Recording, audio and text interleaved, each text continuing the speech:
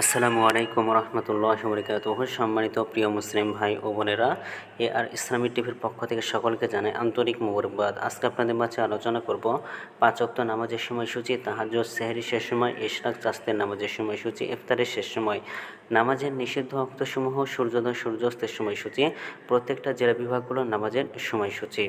তো আজকে বৃহস্পতিবার 7 আগস্ট 2025 ইংরেজি, 23 শ্রাবণ 1432 বাংলা, 12 সফর 1447 হিজরি। ঢাকায় মতো পার্শ্ববর্তী এলাকার নামাজের সময়সূচিগুলো তুলে ধরবো।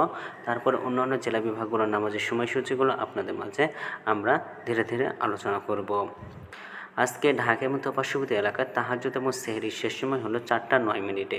ইফতারের সময় সন্ধ্যা 6টা 50 মিনিটে।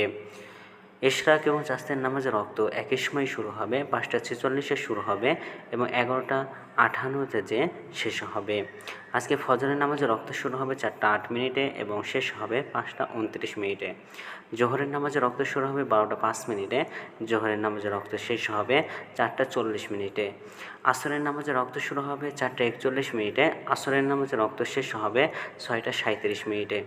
মাগরিবের নামাজের রক্ত শুরু হবে 6টা 39-39 মিনিটে এবং শেষ হবে 7টা 59 মিনিটে।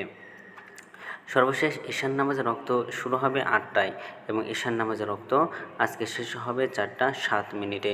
নামাজের নিষিদ্ধ রক্তসমূহ হলো 3টার সময়, সকালে 5টা 30 থেকে 5টা 45 পর্যন্ত, দুপুরে 11টা 59 থেকে 12টা 4 পর্যন্ত এবং সন্ধ্যায় 6টা 23 থেকে 6টা 38 পর্যন্ত। আজকে সূর্যাস্ত যাবে 6টা 38 মিনিটে এবং আজকে সূর্যোদয় হবে 5টা 29 মিনিটে। এগুলো ঢাকার মতো পার্শ্ববর্তী এলাকার নামাজের সময়সূচি। এখন আলোচনা করব বিভাগীয় শহরের জন্য উল্লিখিত সময়ের সঙ্গে।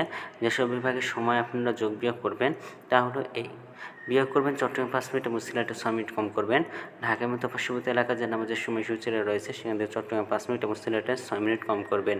যোগ করবেন খুলনাতে 3 মিনিট, রাজশাহীতে 7 মিনিট, রংপুর 8 মিনিট, বরিশাল 1 মিনিট বেশি করবেন ঢাকার মতো পার্শ্ববর্তী এলাকা যে নামাজের সময়সূচিটা রয়েছে সেখান থেকে। তো আজকের ভিডিওটি পর্যন্ত ছিল, আর এই সূত্রগুলো নিয়েছি ইসলামিক ফাউন্ডেশন থেকে। তো ভিডিওটি ভালো লাগলে অবশ্যই চ্যানেলটি সাবস্ক্রাইব করে পাশে থাকবেন। ধন্যবাদ সকলকে। আসসালামু আলাইকুম ওয়া রাহমাতুল্লাহ।